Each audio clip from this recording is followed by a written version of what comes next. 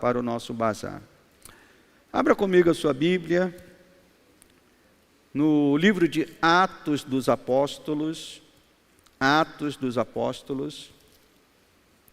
capítulo 11.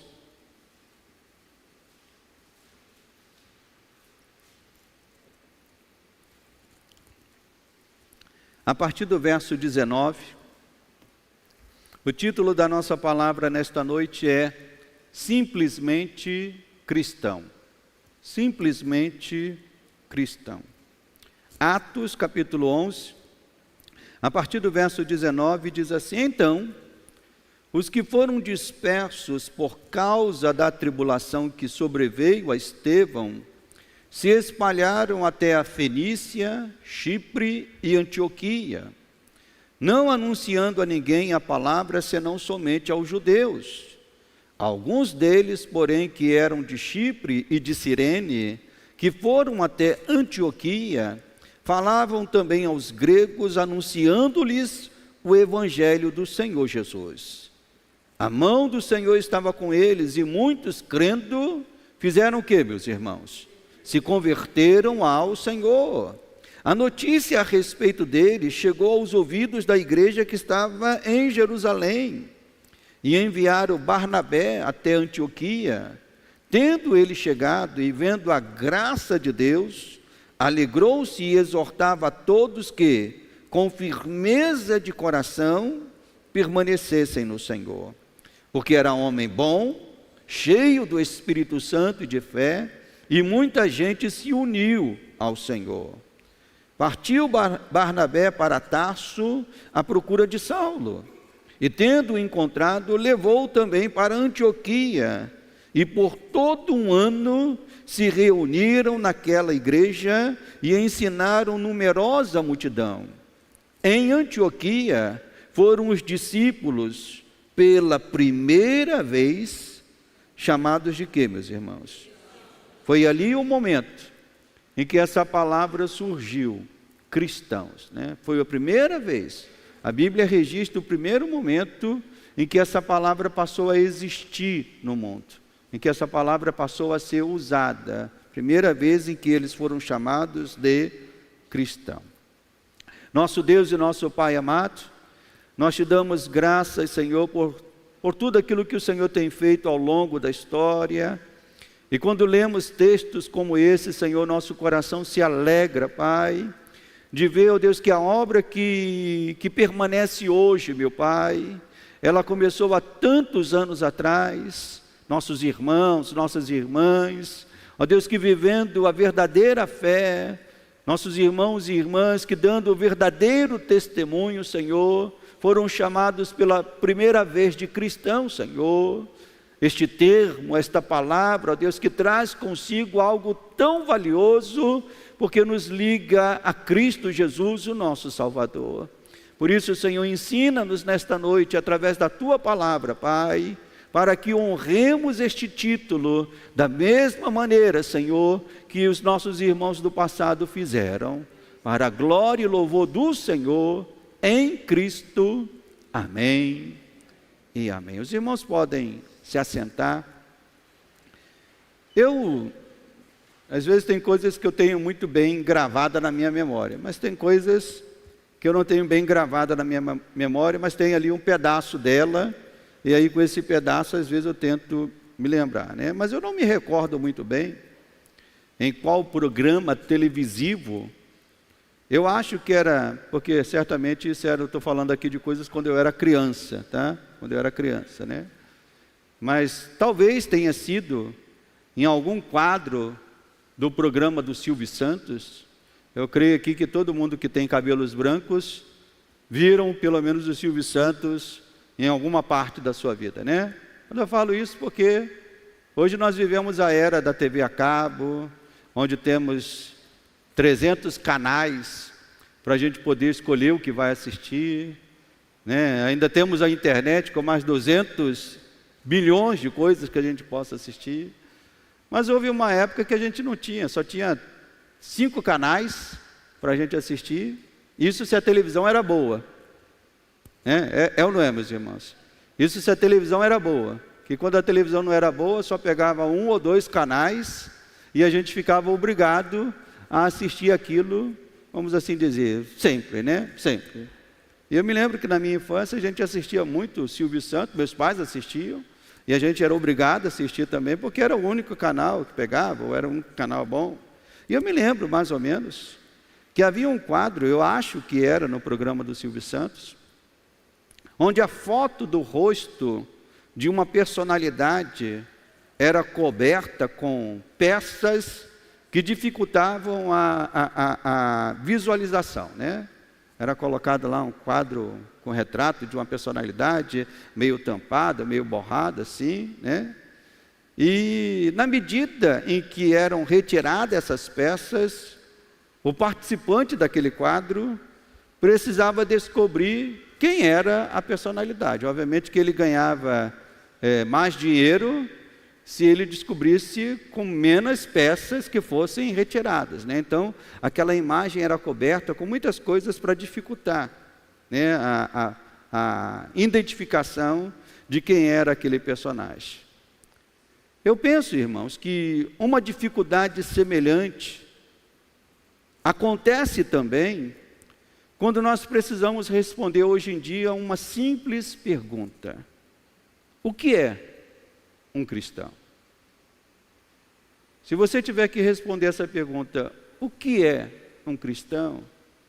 Embora a pergunta seja simples, ela traz consigo uma enorme dificuldade para ser respondida.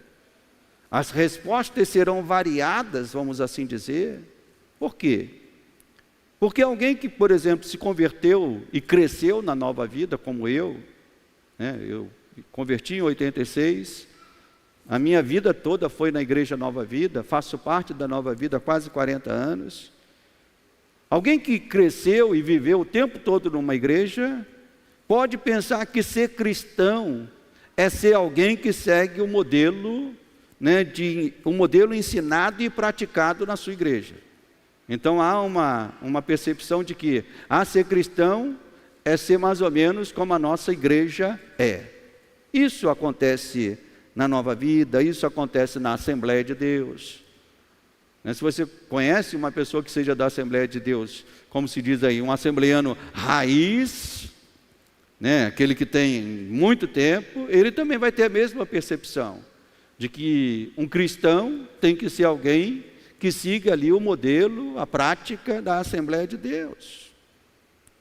Mas, antes do bispo Roberto nascer e fundar a Nova Vida, antes de Gunnar Wingren e Daniel Berg fundarem as Assembleias de Deus, antes mesmo de Calvino nascer, houve um momento único em que a palavra cristão passou a existir para identificar um fenômeno que acontecia na cidade de Antioquia, né? O que havia de tão surpreendente que fez esse silogismo surgir, né? Quando a gente fala de silogismo é exatamente isso, né? É um fenômeno que acontece e que nós não temos uma palavra para descrever aquilo, e a gente inventa uma palavra para começar a falar a respeito daquilo. Então, no surgimento do cristianismo, aquela multidão de gente se convertendo, aquela multidão de gente testemunhando a transformação de vida, aquilo que chocou a sociedade de tal ponto que eles precisaram criar uma palavra para aquele grupo de pessoas, né? É como acontece, por exemplo, a palavra vascaíno, né? Eu só estou falando essa palavra só para exemplificar, tá bom, irmãos? Não tem nada de mais não. Mas a palavra vascaíno é uma palavra que existiu no século XV? Existia no século XV? Não. Só passou a existir a partir de um fenômeno. Qual fenômeno? Um time de futebol que passou a existir. Então, aquele time de futebol que passou a existir, se criou a necessidade de criar uma palavra para associar as pessoas vinculadas àquele time. Então, a palavra cristã, ela surge a partir deste momento. E a minha pergunta é: o que houve de tão surpreendente que fez o silogismo cristão, ou a palavra cristão, surgir? O que foi algo de tão surpreendente, né, para que essa palavra, esse termo pudesse existir? E nós podemos extrair a resposta a essa pergunta aqui do texto. O texto começa dizendo que algo não muito bom estava acontecendo, né? O texto começa dizendo isso, que algo não muito bom estava acontecendo. O texto diz assim: então, os que foram dispersos por causa de quê, meus irmãos? Por causa de quê? Da tribulação que sobreveio a Estevão, se espalharam por diversos cantos, né? Fenícia, Chipre e Antioquia, né? Então algo muito bom não estava acontecendo, por causa da tribulação, por causa da perseguição, por causa, o texto cita aqui Estevão, mas não foi da tribulação a Estevão, na verdade foi o quê? Foi da morte de Estevão, né? A morte de Estevão. Os seguidores e discípulos de Jesus precisaram se espalhar por diversos cantos, diversas cidades.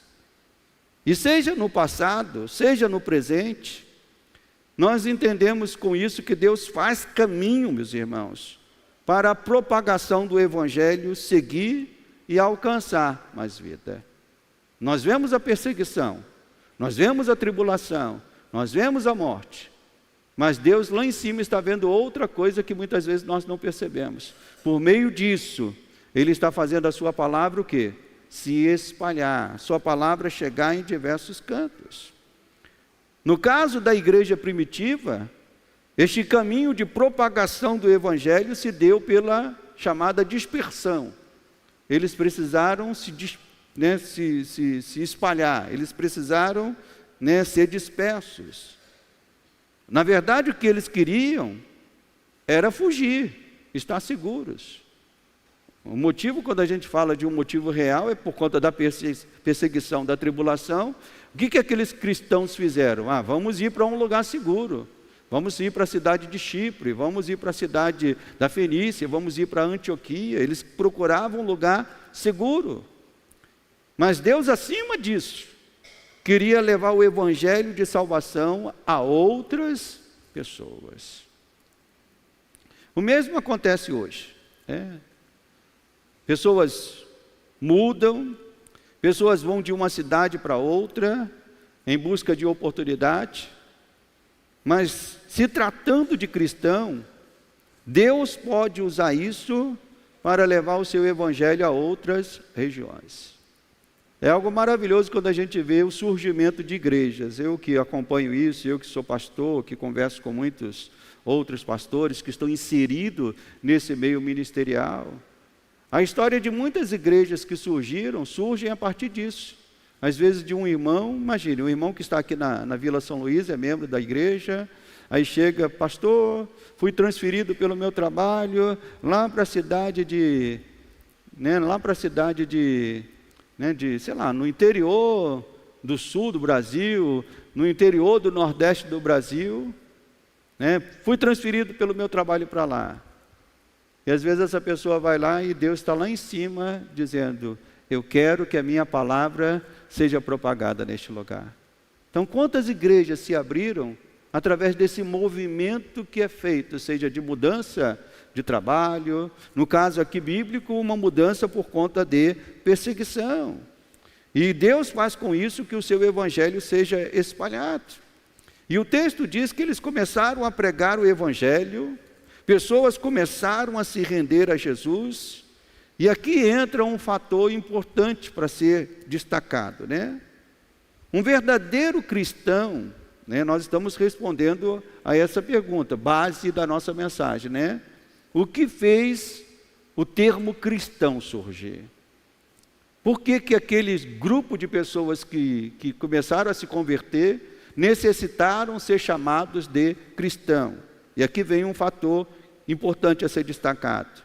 Um verdadeiro cristão, alguém que realmente mereça ter este título de cristão, é aquele que se converte ao Evangelho. O verdadeiro cristão é aquele que se converte ao Evangelho. Mais à frente nós estaremos entrando em detalhe o que é esse evangelho. Mas fica aqui um fator importante: o verdadeiro cristão é aquele que se converte ao evangelho. Por que o pastor está dizendo isso? Porque hoje, irmãos, pessoas querem ser chamadas de cristãos movidos por falsas conversões. Se alguém não for convertido ao evangelho, essa pessoa não é cristã. Mas hoje em dia nós vemos pessoas que querem ser chamadas por esse título tão precioso da palavra cristão, querem ser chamadas de cristãos movidos por falsas conversões. Pessoas que criam amizades na igreja, gostam de pessoas da igreja e pensam: se eu sou amigo de cristão, logo eu sou um, mas não são. Pessoas que têm algum laço de parentesco com alguém da igreja, e às vezes até dizem assim: eu cresci na igreja, meus pais são da igreja, eu conheço todo mundo da igreja, então logo eu sou um cristão. Mas eu digo, laço de parentesco não faz um cristão.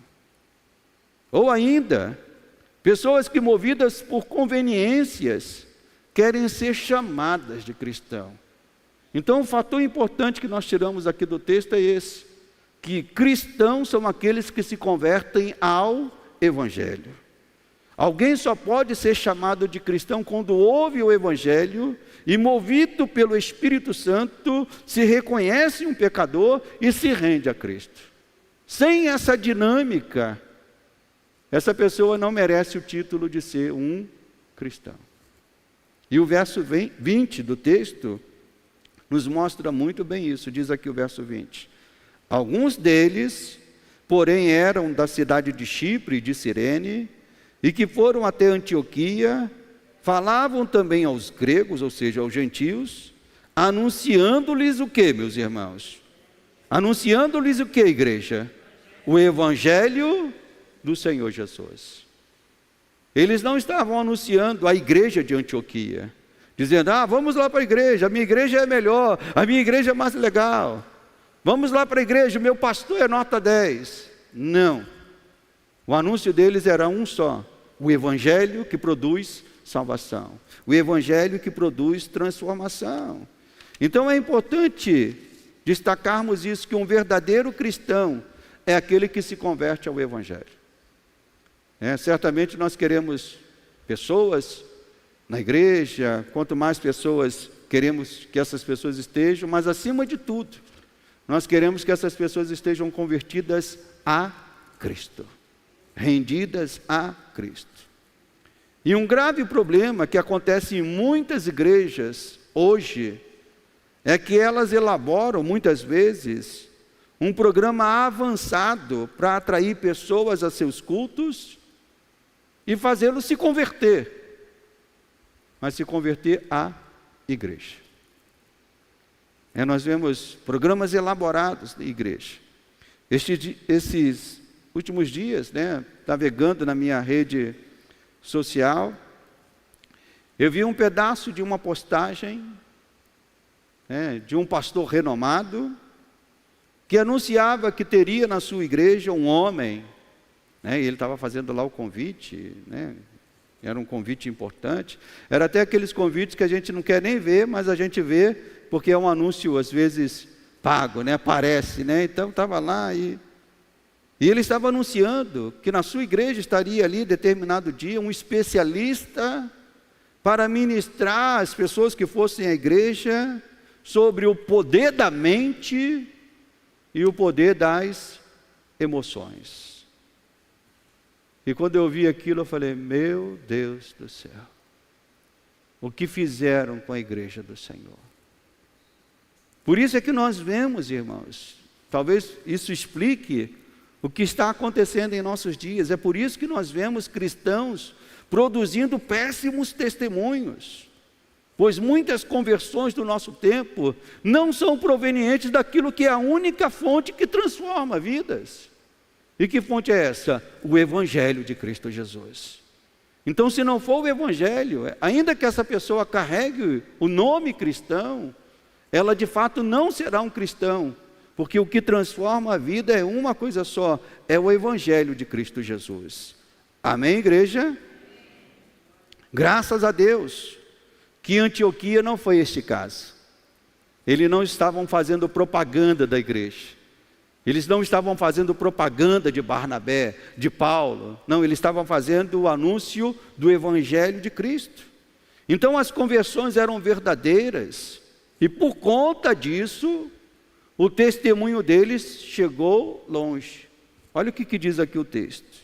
No verso 21, no verso 22 e 24. A notícia a respeito deles, ou seja, a notícia a respeito daquele movimento que começou a acontecer em Antioquia, conversões, vidas se rendendo ao Senhor, a notícia a respeito deles chegou até onde, meus irmãos? Aos ouvidos da igreja que estava onde, igreja? Estava lá em Jerusalém. Eles estavam em Antioquia, mas o testemunho, o que aconteceu naquele lugar, chegou longe. Chegou até lá a igreja de Jerusalém. E como é bom, meus irmãos, quando a notícia de alguém que se converte se espalha. É ou não é? Quem já recebeu a notícia de alguém que se converteu e ficou alegre com a notícia de alguém que se converteu? Às vezes um parente, às vezes uma pessoa que você sabia do problema que aquela pessoa passava. E quando aquela pessoa se converte, a gente se alegra com isso. Especialmente quando ela se converte de fato, quando há mudanças. Então, como é bom quando a notícia da conversão de alguém se espalha. Geralmente isso começa assim: você conhece o fulano? Você sabe o que aconteceu na vida dele? A mudança que Deus operou na vida dele?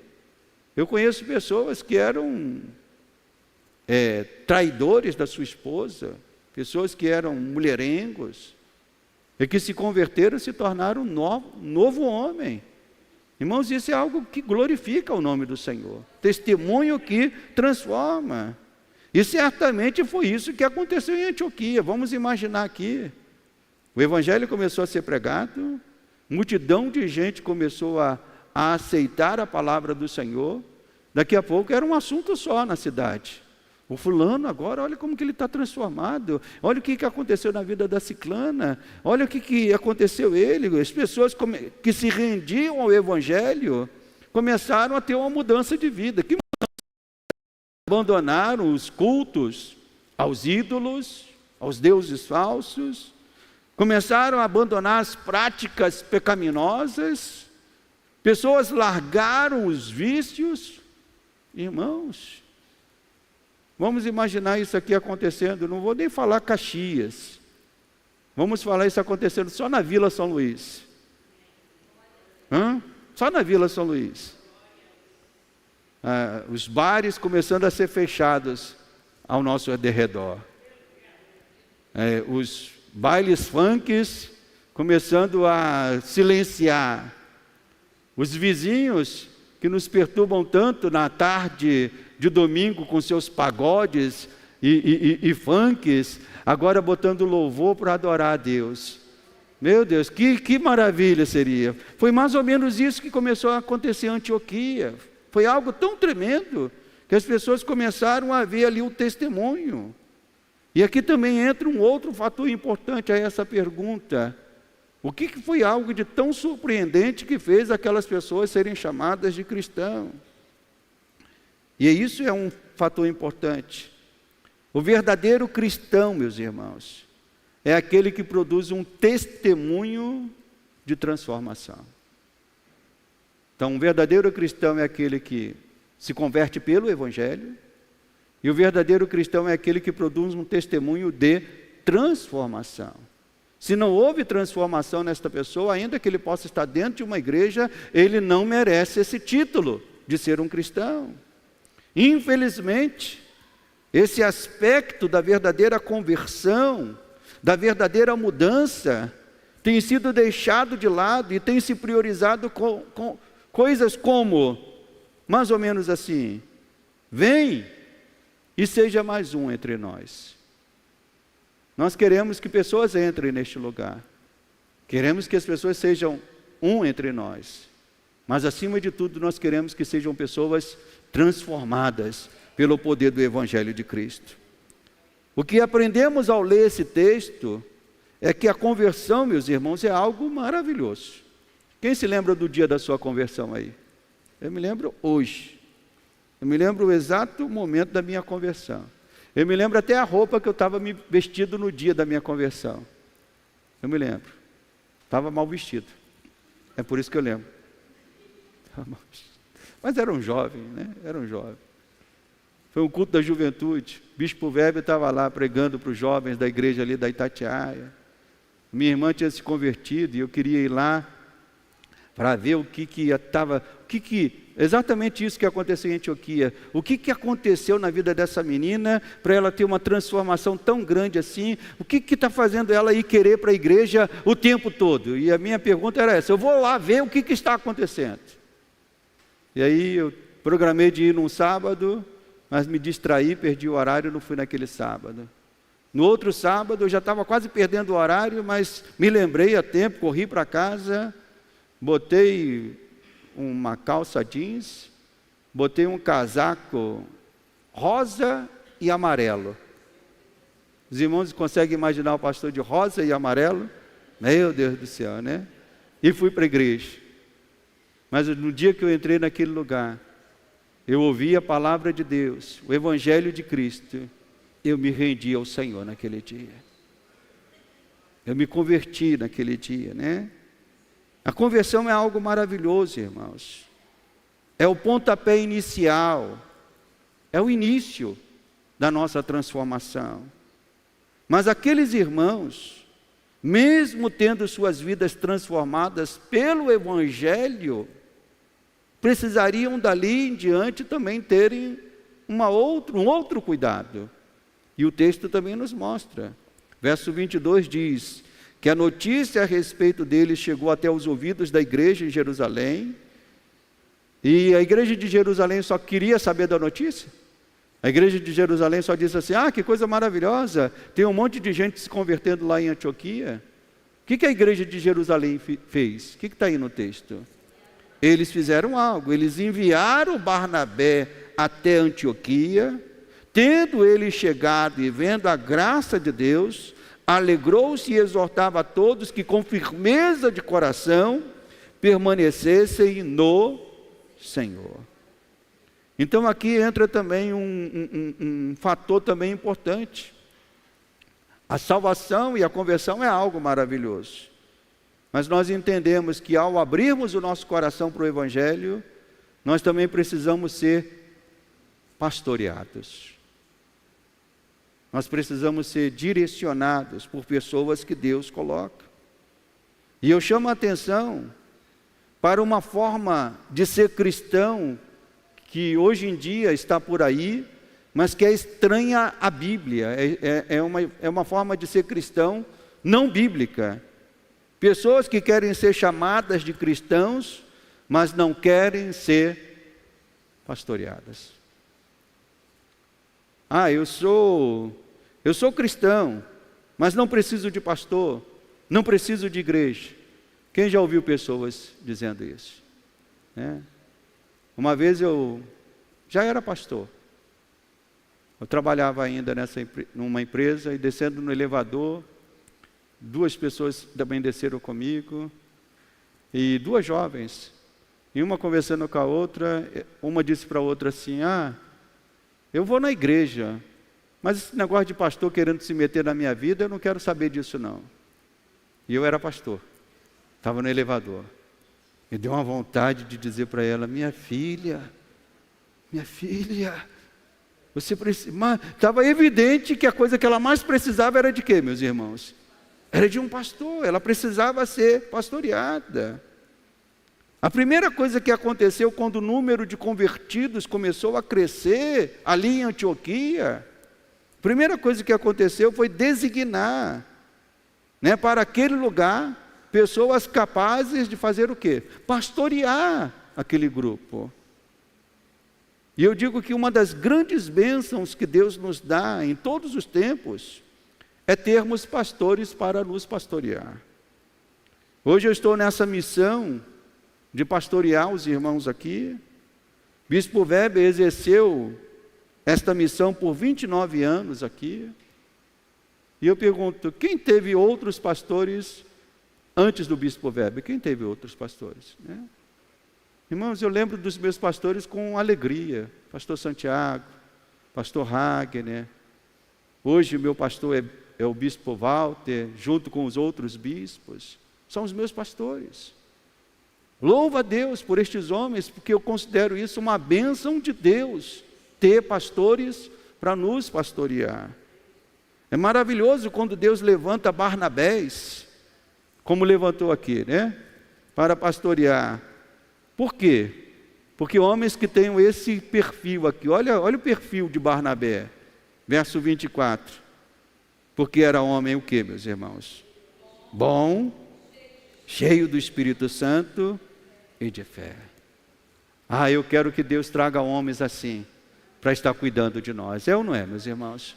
Homens que sejam bons, homens que sejam cheios do Espírito Santo, homens que sejam de fé, homens que também têm um objetivo que está aqui no texto, no verso 23. Eles têm um objetivo. Qual o objetivo?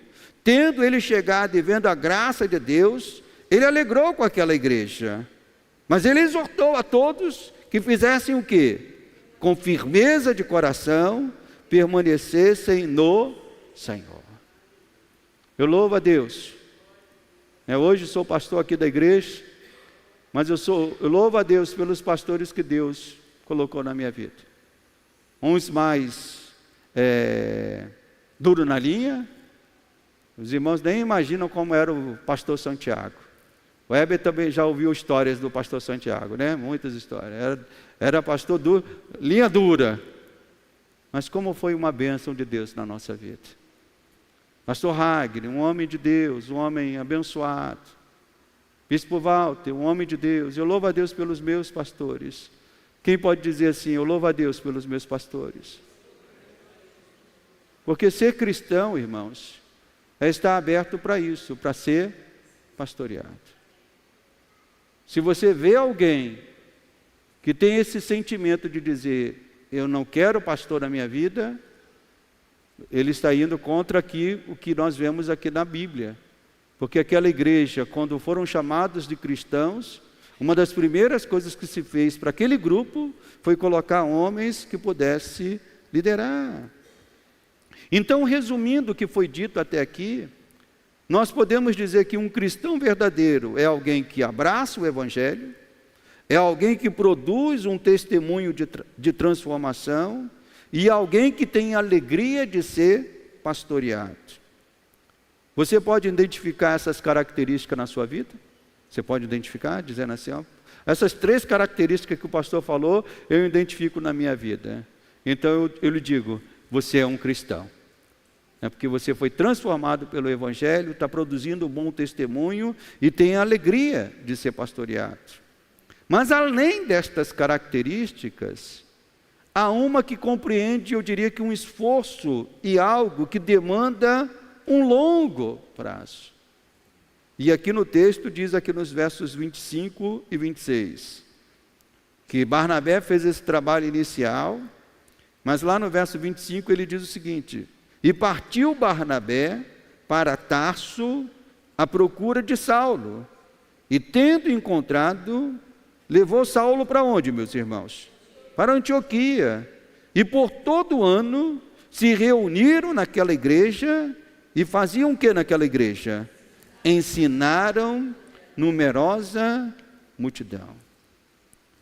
Aqueles irmãos que se converteram, eles precisavam ser ensinados com respeito ao Evangelho. Paulo e Barnabé se entregaram a essa tarefa por 1 ano, ensinando o Evangelho, ensinando a palavra. E qual era o conteúdo desse ensino? Será que a gente pode descobrir mais ou menos como era o conteúdo desse ensino? Eu penso que parte dele pode ser descoberta um pouco mais à frente. Se você for no capítulo 13 aí de Atos, eu não vou ler todo o capítulo, mas deixo aqui como dever de casa aos irmãos. Quem gosta de dever de casa aqui? Então estou dando um dever de casa aos irmãos, de ler do capítulo 13, do verso 16 até o verso 42, para que você veja mais ou menos o que era o conteúdo do ensino de Paulo. Paulo era um pregador sensacional, maravilhoso. E aqui o conteúdo daquilo que, junto com Barnabé, ele ensinou da igreja de Antioquia, nós podemos ver o conteúdo um pouquinho aqui no capítulo 13 de Atos. Então eu não vou ler todo o texto, mas eu quero destacar aqui alguns pontos importantes do ensino de Paulo e de Barnabé. Lá no verso 28 e 30, o ensino de Paulo compreendia isso, mostrar que Jesus Cristo morreu e ressuscitou. Diz aqui: embora não achassem nenhuma causa de morte, Paulo está aqui descrevendo a obra de Cristo, embora não achassem nenhuma causa de morte, pediram a Pilatos que ele fosse morto. Depois de cumprirem tudo que a respeito dele estava escrito, tirando-o do madeiro, puseram em um túmulo. Mas Deus fez o quê, meus irmãos? O ressuscitou dentre os mortos. Então o ensino de Paulo passava por esta verdade: Jesus Cristo morreu e ressuscitou. Mas o ensino de Paulo também passava por uma outra verdade, verso 38. Tomai, pois, irmãos, conhecimento de que se vos anuncia remissão de pecados por intermédio deste quem, igreja? Cristo Jesus. Então a pregação de Paulo, o ensino de Paulo e Barnabé passava também por essa verdade, que o homem precisa ser remido, os pecados nossos precisam ser perdoados. Também o ensino de Paulo passava pela declaração de que Jesus Cristo é o único que nos justifica perante Deus. Quem esteve aqui pela manhã? Eu falei lá na carta de Gálatas, agora nós estamos indo em Atos, e nós vamos ver que a mensagem de Paulo era uma mensagem só. Paulo não tinha 20 mensagens, 30 mensagens, a mensagem de Paulo era uma só: expor o Evangelho de Cristo Jesus. E aqui no verso 39 nós temos a comprovação disso, diz aqui: e por meio dele, Cristo, todo o que crê é justificado de todas as coisas das quais vós não pudestes ser justificados, o que, meus irmãos? Pela lei de Moisés. Então o ensino de Paulo também passava por isso. Jesus Cristo é o único que nos justifica perante Deus.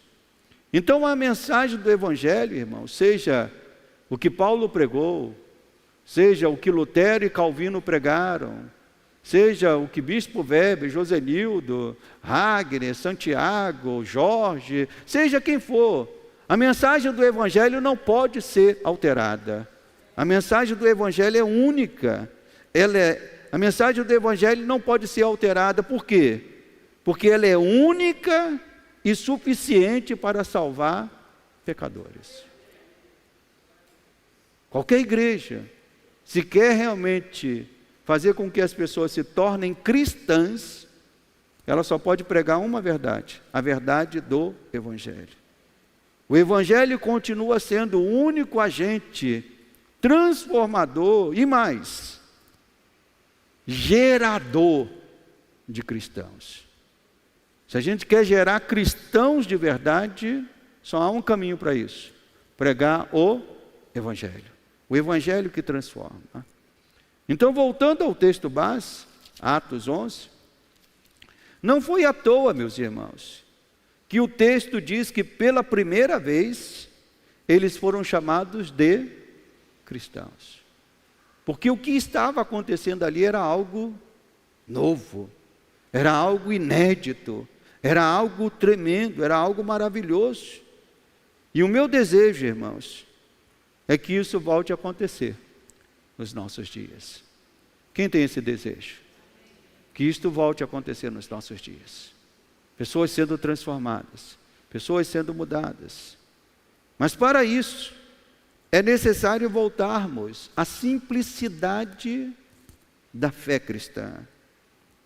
Será necessário tirarmos, eu diria que, as parafernálias que foram somadas ao que é ser cristão nos nossos dias, né? É como a imagem que eu usei no início da palavra. Hoje ser cristão foi colocado tanta coisa nessa imagem, tanta coisa bloqueando a imagem, que ser cristão hoje se tornou muita coisa. Alguém que vai para a igreja, alguém que tem amigos na igreja, alguém que tem parentes na igreja, alguém que canta na igreja, alguém que bota um terno e vai para a igreja. Então ser cristão foi colocado tanta coisa aqui. Nós precisamos tirar todas essas parafernálias. Tudo isso. É tudo isso que foi acrescentado. Infelizmente, elas se tornaram mais importantes e têm causado um grande mal na igreja dos nossos dias. Por quê, pastor? Porque ela tem produzido mais joio do que trigo. Hoje nós estamos vendo mais joio do que trigo. A minha pergunta final aos irmãos é: você quer ser chamado de cristão? Quem quer ser chamado de cristão? Eu quero. Eu quero honrar essa palavra. Eu quero honrar esse título. Eu quero ser chamado de cristão. Mas eu acrescento ainda uma outra pergunta. Você está disposto a ser um cristão como os irmãos e irmãs da igreja de Antioquia? Eu não estou falando de ser um cristão dos nossos modelos de hoje em dia, mas de ser um cristão como esses aqui. Cristãos que desejam ardentemente servir a Cristo Jesus. Cristãos que produzem testemunhos verdadeiros de transformação em suas vidas. Cristãos que reconhecem que precisam ser pastoreados e se submetem aos Paulos e Barnabés que Deus levanta para conduzir a igreja. Cristãos que desejam ser ensinados em toda a verdade da palavra de Deus e não são presunçosos de dizerem para si mesmo: eu já sei tudo. A pior coisa que tem é quando um cristão diz: eu já sei tudo. Não preciso de pastor que me ensine. Irmãos, eu estou na igreja há 40 anos. E quanto mais eu estudo a palavra, mais eu me convenço de uma coisa: eu nada sei. A riqueza da palavra de Deus. Paulo e Barnabé ensinaram aquela igreja por muito tempo. E você tem que ter o prazer de ser ensinado pela palavra de Deus. São de cristãos assim, irmãos, que a igreja precisa voltar a se encher. Todas as igrejas são de cristãos assim. Cristãos que amam o Senhor, cristãos que amam a palavra, cristãos que dão um testemunho de transformação, cristãos que se submetem e querem ser pastoreados. São de cristãos assim que a igreja precisa voltar a se encher. Sim, cristãos que sejam simplesmente cristãos. Você é um deles? Quer ser um deles? Eu quero ser. Todos os dias da minha vida. Eu quero ser simplesmente um cristão. Vamos nos colocar de pé. E vamos orar ao Senhor. Vamos orar. Nós vamos estar orando. Vida na casa do Senhor. Nós vamos fazer a oração final, agradecendo a Deus. E o Júnior, se quiser nos brindar com mais uma vez cantando esse louvor, Júnior, fique à vontade. Mas levante as suas mãos assim. Vamos agradecer a Deus. Amado Deus e amado Pai, nós te glorificamos pela tua palavra nesta noite. Uma palavra que nos chama a honrarmos esse título cristão que nasceu há 2000 anos atrás na igreja de Antioquia, onde homens e mulheres que te amavam de verdade viveram uma vida tão transformada que chocou a sociedade daquela época ao ponto deles criarem uma palavra para aquilo que estava acontecendo. E essa palavra tem nos acompanhado até hoje, Pai. Mas nós queremos honrar ela no sentido original, de vivermos a fé cristã da maneira que te honra, que te glorifica, que te exalta. Por isso, Senhor, nós saímos daqui nesta noite, Pai, com este compromisso de sermos verdadeiros cristãos para a glória do Teu nome. Que o Teu amor, que a graça maravilhosa e salvadora de Jesus e a presença do Espírito Santo sejam com todos, desde agora e para todos sempre. Amém e amém. Que Deus vos abençoe. Até quarta-feira estaremos de volta.